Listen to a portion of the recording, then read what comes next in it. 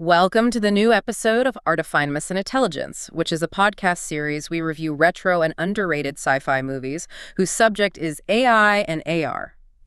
Hope your week was fine and you're ready to discover a new movie. We want to inform you that this episode may contain spoilers, so listen on your own risk. Yeah, definitely heed that spoiler warning because we're really getting into the weeds of the entire plot today. We absolutely are. So picture this scenario for a second. You wake up in a windowless concrete room. Oh, sounds lovely already. Right. Very cozy.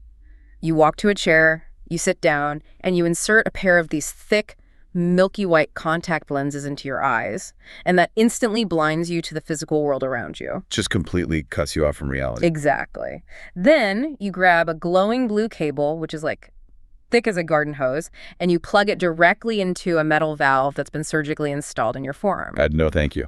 Yeah, your nervous system is immediately hijacked. Your physical energy gets drained and beamed across the globe so you can operate a massive construction robot thousands of miles away.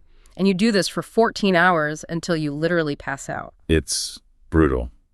But it's not just a nightmare, it's the daily grind. And director Alex Rivera's 2008 visionary lo-fi sci-fi masterpiece, Sleep Dealer. It really is a masterpiece, and today we are taking a massive, comprehensive deep dive into this film. It's a film that really demands a deep dive, honestly. It does. But before we wade into the deep end of this digital network, let's lay down some ground rules for our discussion today. Good idea. Because this specific film is, well, it's heavily layered with deeply charged socio-political themes.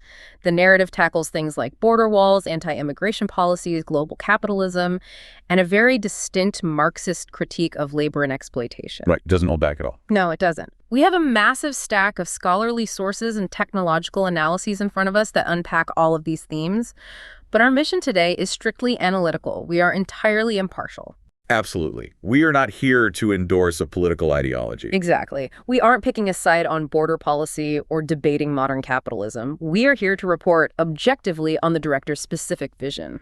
And we really want to focus on the artificial intelligence and augmented reality concepts it presents. Yeah, we are looking at how cinema takes complex, highly controversial socio-political ideas and translates them into a visual medium. That is the perfect framing. I mean, we are treating this film as a cultural and technological artifact. It's a text that invites us to look at how art interprets the trajectory of AI and automation. So to really understand the how and why, we have to look at the foundational context of the production itself. The first 5 minutes of our journey today need to be grounded in the hard data. Right, because the numbers behind Sleep Dealer tell a pretty fascinating story on their own. They really do. So it was released in 2008, directed by Alex Rivera, who also co-wrote the screenplay with David Riker. A fiercely original screenplay, I have to say. Oh, without a doubt. And the cast is anchored by Luis Fernando Peña playing Memo Cruz, our protagonist.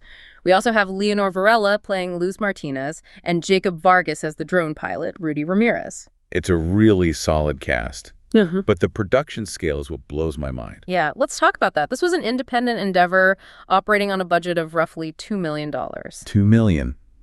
In the realm of science fiction cinema. I know. I mean, world building routinely demands budgets of $100, sometimes $200 million. Yeah, think of the first Iron Man movie that came out the exact same year, 2008. Right. And that had a budget of, what, $140 million? Something like that. So $2 million is just a microscopic fraction.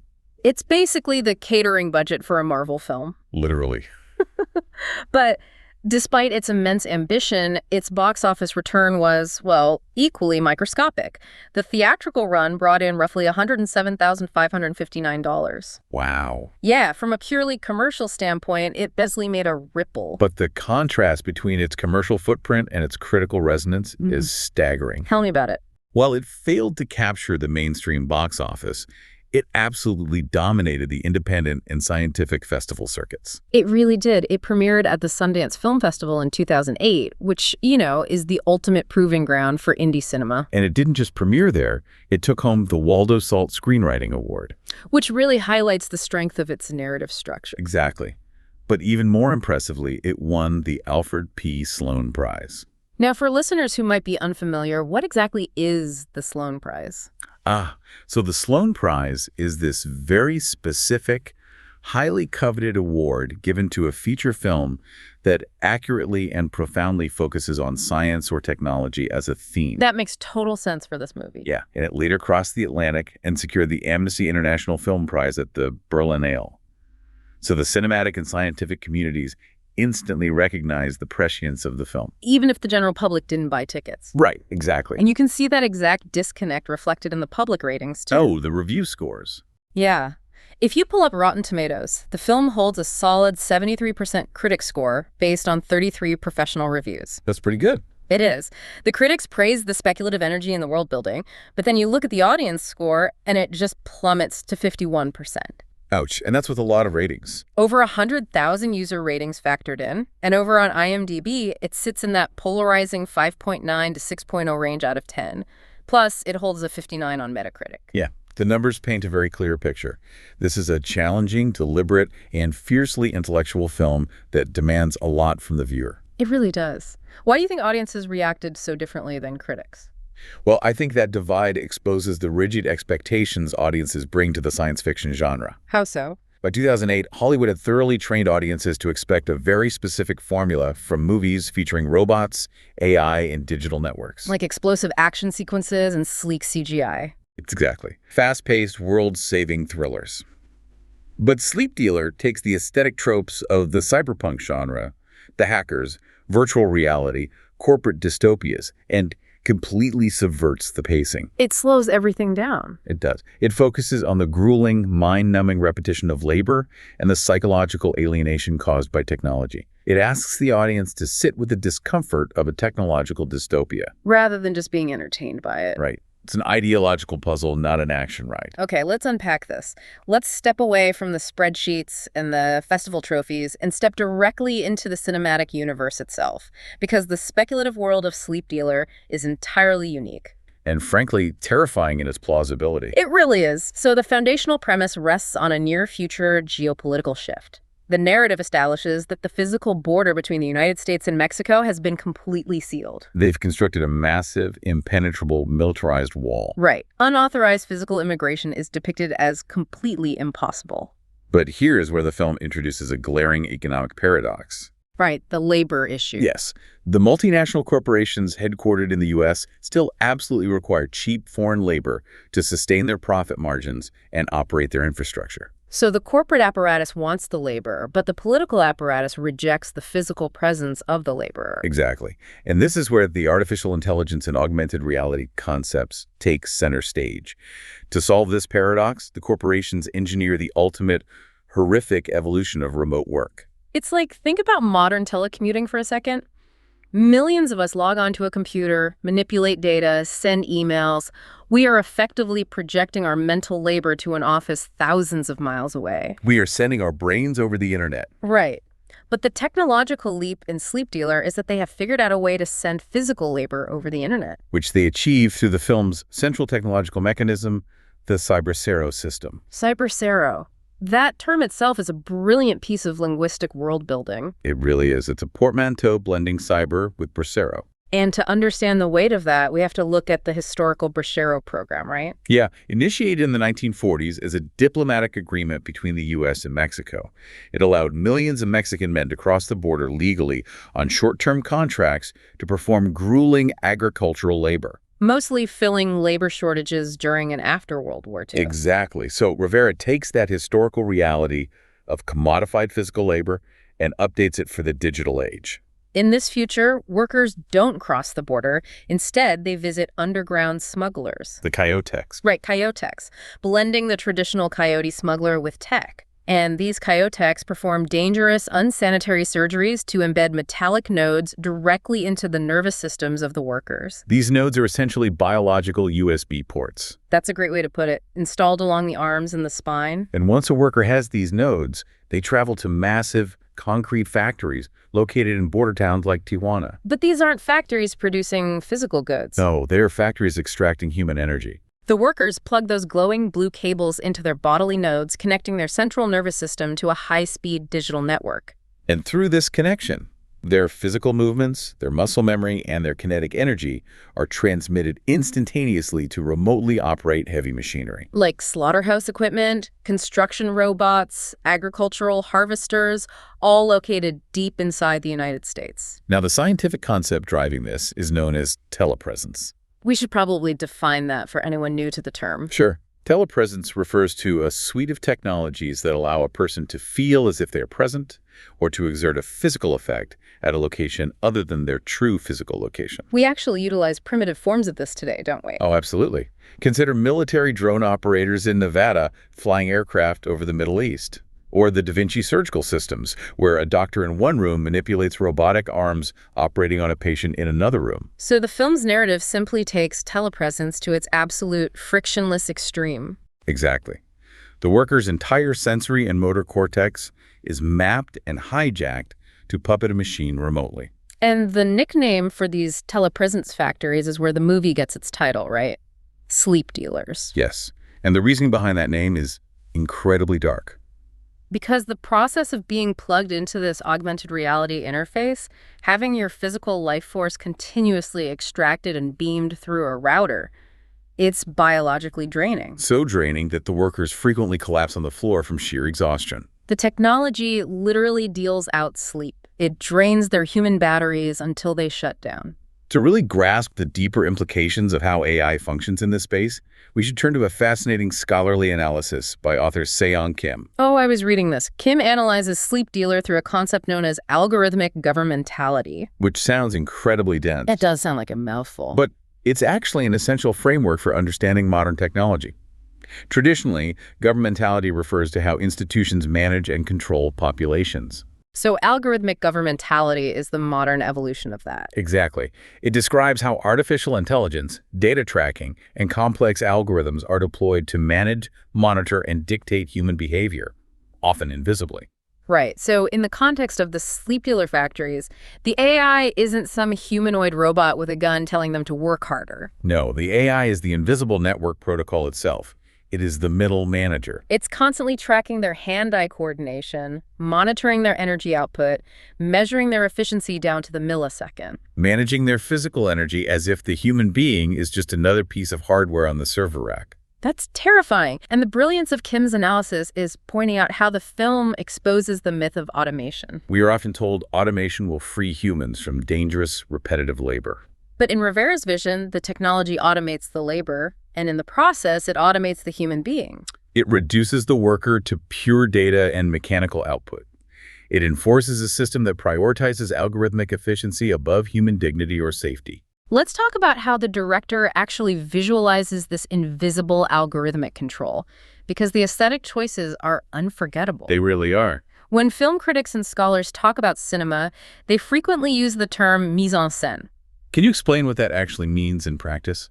Yeah, sure. For anyone wondering, mise en scène is just a fancy French term that translates to placing on stage. So it's about the visual setup. Exactly. It encompasses absolutely everything the director deliberately places within the camera frame to tell the story visually. Like the set design and the lighting. Right, the props, the costumes, the color palette, and how the actors are positioned. It is the visual language of the film before a single line of dialogue is spoken. And analyzing the mise en scène of the Cybercero factories reveals so much about the firm's thematic core. It totally does. The visual language Rivera employs is the antithesis of the sleek, sterile, white plastic future we see in films like Oblivion. Or the Apple Store aesthetic of modern sci-fi. Yeah, it's not that at all. It is a deeply gritty, oppressive, industrial environment. And the dominant visual motif within the frame is the cabling. The workers are physically tethered by these thick, glowing blue cords. Visually, Rivera has composed the shot so the workers look exactly like marionettes suspended by strings. The visual metaphor is completely undeniable. The algorithmic network is the puppeteer, and the human being has been reduced to the puppet. And you look at the other details in the frame, the workers are all wearing these cheap plastic oxygen masks. Why the masks? Because the air in these windowless concrete sweatshops is so degraded, and the physical toll of the AR interface is so intense, they literally need supplemental oxygen just to remain conscious during their shifts. Oh, and then there's the augmented reality interface itself, which is just a masterclass in thematic mise en scene. Oh, the contacts. Yeah. In most modern depictions of AR or VR, we see characters wearing bulky, glowing headsets. Think of the Meta Quest or the Apple Vision Pro. Right, big goggles. Rivera rejects. Instead, the workers insert milky, opaque contact lenses directly onto their eyeballs. When the camera focuses on their faces, they appear entirely blind, their irises clouded over by the technology. Mentally, They are seeing the digital augmented reality feed of the construction site in San Diego. But physically, they are blind to the room they are sitting in. It's such a visceral, grounded aesthetic choice. The milky lens is a physical manifestation of their isolation. The technology literally blinds them to their immediate physical surroundings, to the person sitting next to them, to their own community. They're entirely severed from their local reality and completely absorbed into the corporate digital network. The mise en scène does all the heavy lifting to convey the alienation of the algorithmic workforce. By the way, if you liked and interested so far, please don't forget to like, subscribe, and comment. It's really important for us to continue this series. Absolutely. So thinking about all these visual elements, the factory sets, the cybernetic nodes, the glowing cables, the robotic avatars, it forces a massive logistical question. How on earth does an independent filmmaker pull off this level of complex, technologically advanced world building on a budget of $2 million? Exactly. I mean, how did they do it? Well, that is where the reality of the film's production becomes just as fascinating as the narrative itself. To understand how they achieve this look, we have to look at the balance between two distinct disciplines in filmmaking. Practical effects and CGI. Right. And let's quickly define those. CGI, or computer-generated imagery, is the process of creating visuals entirely within a digital environment during post-production. So fully digital spaceships, green screen cities, that kind of stuff. Exactly. Practical effects, conversely, are physical, tangible elements created in the real world and captured live on camera. This includes animatronics, physical makeup prosthetics, miniature models, and physical props. Now, in 2008, high-fidelity CGI was astronomically expensive. For a $2 million movie, relying heavily on CGI would have bankrupted the production in the first week. So Rivera and his brilliant production designer, Miguel Angel Alvarez, had to lean aggressively into practical effects. And they did it with incredible ingenuity. Alvarez literally went to local hardware stores in Mexico. Wait, really? Hardware stores? Yeah. He bought plumbing supplies, electrical conduits, and industrial scraps, and modified them to look like high-tech cybernetic nodes and factory equipment. That is so cool. This reliance on found objects and physical materials is what critics refer to as the lo-fi sci-fi aesthetic. The future in Sleep Dealer doesn't look pristine because it's built from the discarded remnants of the present. It looks rusted, lived in, and patched together with duct tape and desperation, which perfectly grounds the reality of an impoverished border town. However, a film centered on a global digital network couldn't escape digital effects entirely. Despite the practical ingenuity, the script still demanded roughly 450 visual effects shots. 450 shots is a massive workload. They couldn't just write a check to Industrial Light and Magic to handle that volume. So, Rivera pioneered a production technique that was incredibly ahead of its time for independent cinema. He used a distributed visual effects model. There is a comprehensive analysis of this production method in an article titled Cyberbriceros and Liquid Gold. Oh, that's a great piece. Yeah, it details how Rivera essentially bypassed the traditional centralized VFX studio system. Instead, he collaborated with a highly decentralized network of independent artists, small animation boutiques, and student interns scattered globally. So someone in one country might build a 3D wireframe model, email it to an artist in another country for texturing, and then it would be sent to a server farm somewhere else for rendering. Exactly. They managed this entire pipeline by transferring massive digital files over the internet using FTP, or file transfer protocol. If we connect this to the bigger picture, Yeah. the sheer irony of this production method is incredible. It really is. Rivera writes and directs a film that serves as a massive cautionary critique of a globalized, distributed workforce where labor is anonymously outsourced over the internet for cheap. And to actually get the film made, he utilizes a globalized, distributed workforce, outsourcing his visual effects labor over the internet. You can't make that up. The parallel is impossible to ignore, but the underlying mechanics reveal a crucial distinction about technology itself. Which is? In the fictional world of the film, the distributed digital network is wielded by monolithic corporations as a weapon of exploitation, isolation, and extraction. Right. But in the real world of the film's production, Rivera utilized the exact same digital network as a tool for creative empowerment. He bypassed the corporate studio gatekeepers, fostered international artistic collaboration, and empowered independent creators to collectively build something that would have otherwise been impossible. It powerfully demonstrates that the architecture of the internet, the FTP servers, the broadband connections, They are ethically inert. The moral weight of the technology is entirely dictated by who controls it and to what end it is applied. That concept of technological control transitions us perfectly into the multi-narrative structure of the film. Yes, because we've spent a lot of time on Memo, the young man from the rural South who becomes a cybercero. But Sleep Dealer weaves together three very distinct character arcs to explore different facets of the digital age. The second thread follows a character named Rudy Ramirez, played by Jacob Vargas. Rudy represents the militarized inverse of Memo's experience. Rudy is a Mexican-American citizen living comfortably within the United States, and he is employed by the military corporate complex as a drone pilot. While Memo is utilizing telepresence to construct buildings and harvest crops in America, Rudy is utilizing telepresence to monitor, police, and destroy targets in Mexico. Rudy's storyline introduces the chilling concept of the militarized augmented reality interface. Early in the film, we watch Rudy at work. He is sitting in a sanitized, air-conditioned, high-tech control room in the U.S. He's looking at high-definition screens, manipulating a joystick, and through the drone's optics, he targets and murders Memo's father back in rural Oaxaca. And the algorithmic justification provided to Rudy.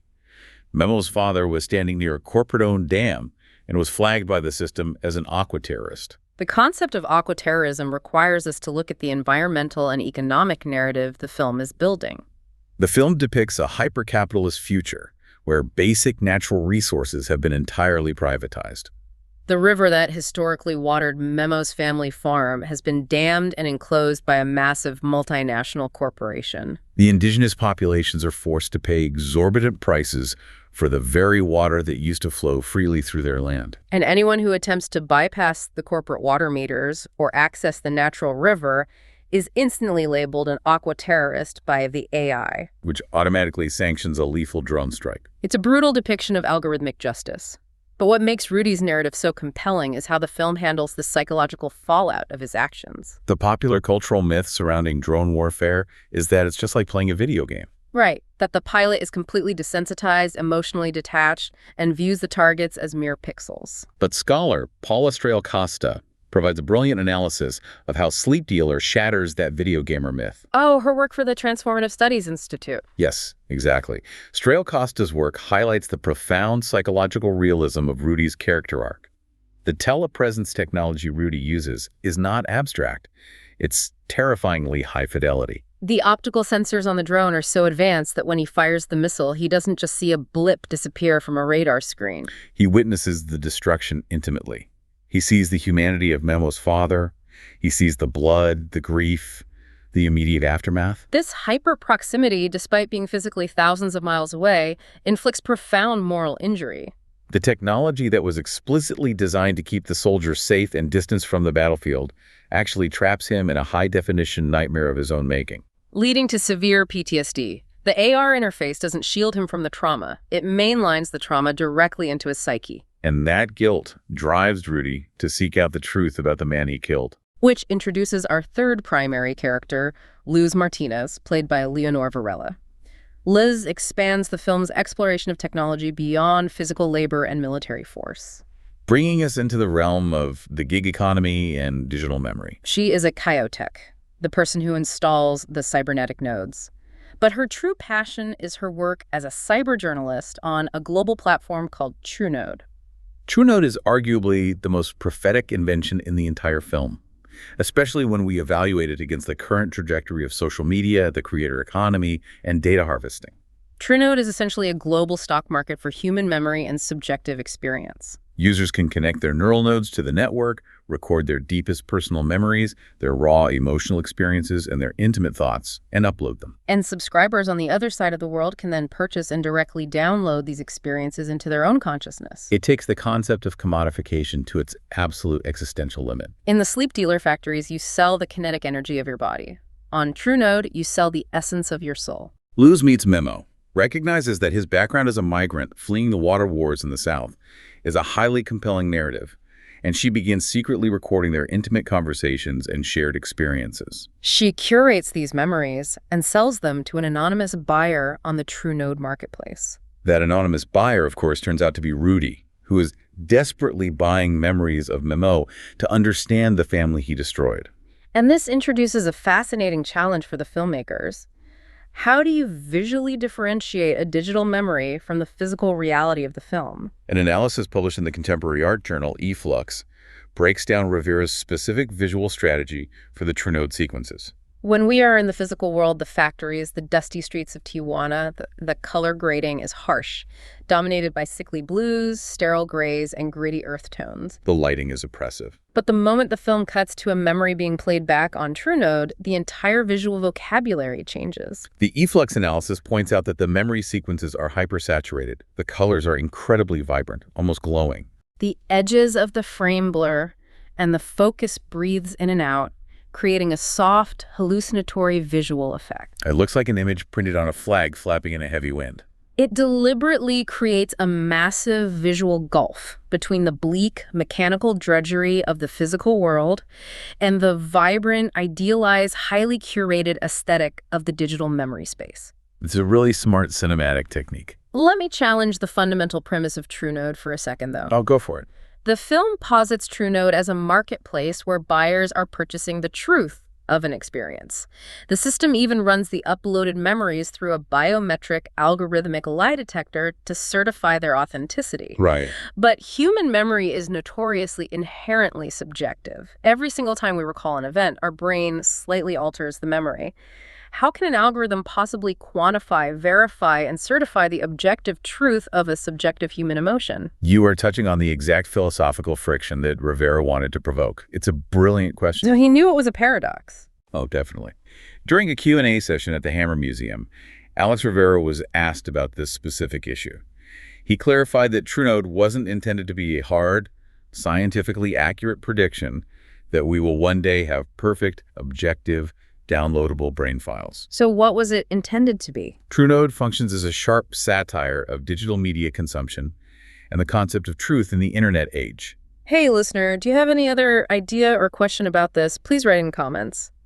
Returning to Rivera's point at the Hammer Museum, he observed that we are currently drowning in a vast, endless ocean of digital noise. We're surrounded by millions of blogs, endless subjective opinions, fabricated news, and unverified content. And in that overwhelming sea of free, chaotic subjectivity, Rivera hypothesizes that authentic reality, or more accurately, the algorithmic certification of authenticity, will become the ultimate premium commodity. People won't just pay for a story. They will pay a premium for a story that a machine tells them is verified and true.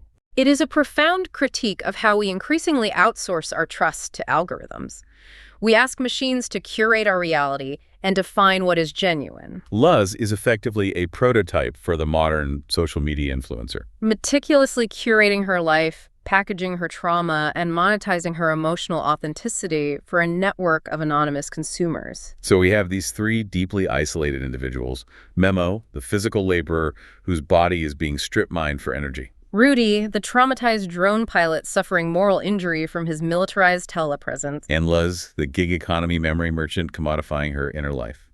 How does Rivera pull these disparate threads together? Because the film does not just wallow in the dystopia. No, it actually drives toward a very specific, active ideological resolution regarding the potential of this technology. The convergence of these three characters is where Sleep Dealer transcends a simple cautionary tale and makes its most powerful statement about artificial intelligence and network technology. For the first two acts of the film, the digital network operates exclusively as a mechanism of division, extraction, and control. It separates families, borders, and humanity.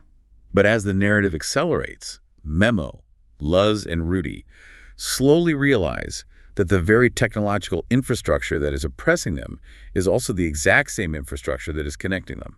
There's a truly pivotal, quiet moment where Rudy, the American military operator, finally crosses into Mexico and sits face-to-face with Memo, the man whose father he killed. And Rudy realizes that despite the massive geopolitical gulf between them, different nationalities, different economic classes, different roles in the global hierarchy, they are both trapped inside the exact same exploitative machine. Rudy looks directly at Memo and utters the thematic thesis of the entire film, "I'm a node worker too." That realization is everything. Scholar Karen Dollinger explores this brilliantly in her article for the SFRA Review titled Mexican Cyborgs.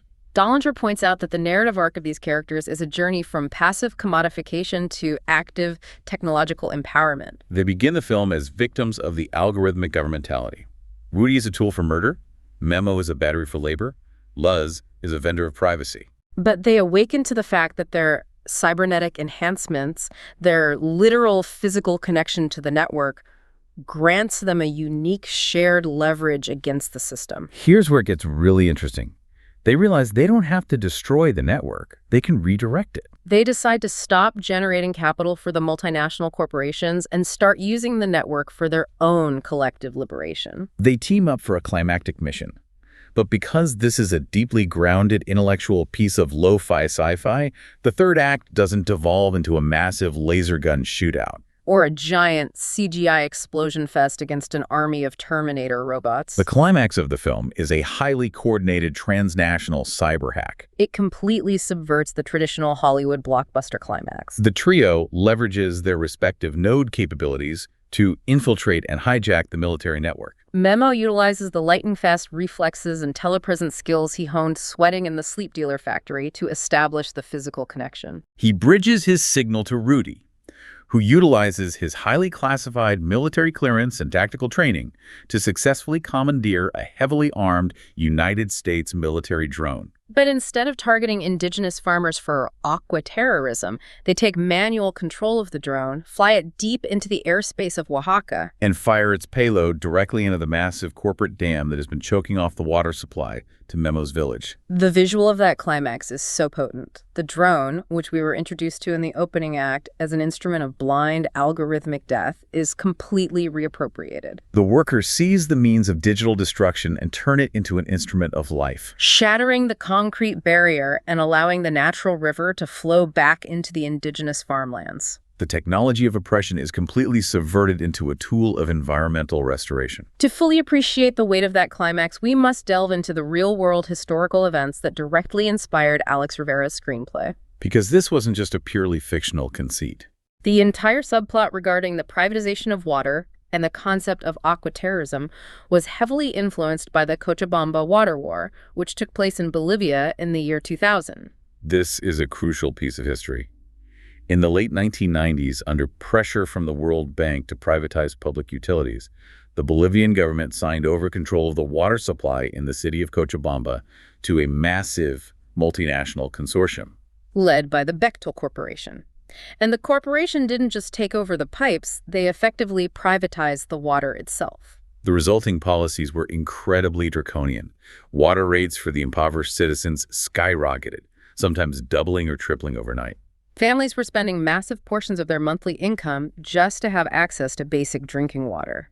Most shockingly, the corporation's legal rights extended so far that citizens were reportedly prohibited from even collecting rainwater in buckets on their own roofs. Wait, they couldn't even collect rainwater. The corporation claimed ownership of the water before it even hit the ground. The sheer audacity of privatizing the rain, it sparked massive citywide uprisings. Tens of thousands of citizens, indigenous groups, and labor unions took to the streets in protest. The government responded with brutal force, declaring a state of martial law, which resulted in injuries and tragic fatalities. But the popular resistance held strong, blockading the city and paralyzing the economy until the government was finally forced to cancel the contract, expelling the corporation and returning the water rights to the public. Rivera took this profound, real-world instance of resource imperialism and grassroots resistance, and he mapped it directly onto his speculative cyberpunk future. He asked a vital question: what does the Cochabamba water war look like when it's fought not just in the streets, but across a global digital network? What does resistance look like in an age dominated by drones, artificial intelligence, and algorithmic control? The climax of Sleep Dealer provides his answer. Resistance requires international solidarity, and it requires the workers to master the very tools that are being used to subjugate them. So when we step back from the film, when the dust settles from the destroyed dam and the characters disappear into the digital underground, what is the ultimate enduring message that Sleep Dealer is projecting? About artificial intelligence, augmented reality, and the digital networks we are aggressively building in our real world today. Synthesizing the various scholarly lenses we've applied, from Seong Kim's theories on algorithmic governmentality to Karen Dollinger's concept of cyborg resistance, the film's conclusion is striking in its nuance. The film firmly rejects a purely Luddite worldview. It does not argue that technology is inherently sinful and that we must smash the servers and return to an agrarian past. The artificial intelligence, the AR interfaces, the cybernetic nodes, the drones, the film posits that these physical technologies are morally neutral. The danger doesn't reside in the microchips, the fiber optic cables, or the lines of code. The danger resides entirely in the power structures that dictate the algorithm. When networked technology is monopolized by monolithic, profit-obsessed entities, whether corporate or military, it inevitably results in alienation, exhaustion, and violence.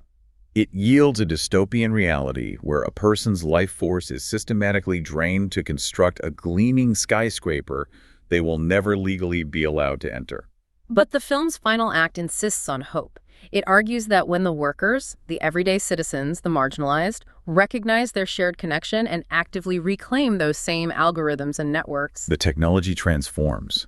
It becomes an unparalleled engine for global solidarity. the democratized network allows a guilt-ridden soldier in San Diego, an opportunistic journalist in Tijuana, and an exploited farmer in Oaxaca to bypass their physical borders. To recognize their shared humanity and act collectively to dismantle an unjust system. The network, when controlled by the people, has the power to shatter the very walls it was initially built to circumvent. It's a cinematic thesis that feels exponentially more urgent today than it did upon its release in 2008. We are currently living through the rapid, relentless expansion of AI in our daily lives. We are seeing algorithmic management dictate the livelihoods of gig economy drivers. Telepresence and remote surveillance are becoming standard practice across countless industries. Virtual reality and augmented reality headsets are creeping into our living rooms. Sleep Dealer stands as both a chilling cinematic warning about the trajectory of these tools and a tactical blueprint for how we might collectively navigate and perhaps liberate that impending future. It demands that we look critically at the invisible digital strings that dictate our labor, our consumption, and our media landscape. It asks us to follow those strings up to the source and question who is holding the other end. It leaves us with a fundamental choice regarding the future of AI. Will we demand to be the masters of our digital tools? Or will we accept our roles as mere nodes in a system designed exclusively to extract our value? And exploring that question leads me to a final provocative thought I want to leave you with, listener. Throughout this deep dive, we've extensively discussed the cybernetic nodes, the physical, surgical merging of human biology and computer hardware seen in the film. While that imagery might feel like purely speculative science fiction, the movement known as transhumanism is incredibly real, aggressively funded by Silicon Valley billionaires and growing rapidly today. Companies are conducting live human trials with neural implants, actively attempting to merge the human cerebral cortex directly with artificial intelligence. We are steadily inching closer to a reality where augmented reality isn't just a headset we put on, but a lens permanently affixed to our biology, a direct brain-to-machine interface. The integration of the biological human body and the digital network is no longer a matter of if, but a rapidly approaching when. The technological hurdles are being cleared as we speak. Which brings us to the ultimate existential question inspired by Memo's journey.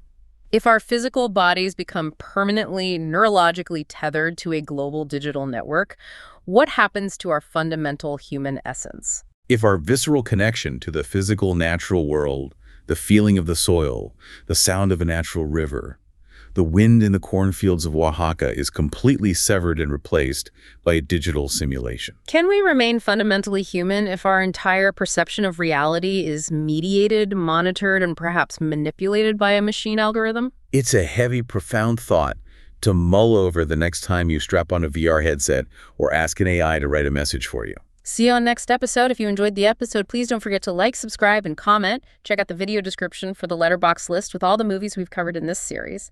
See you on next video. Bye-bye.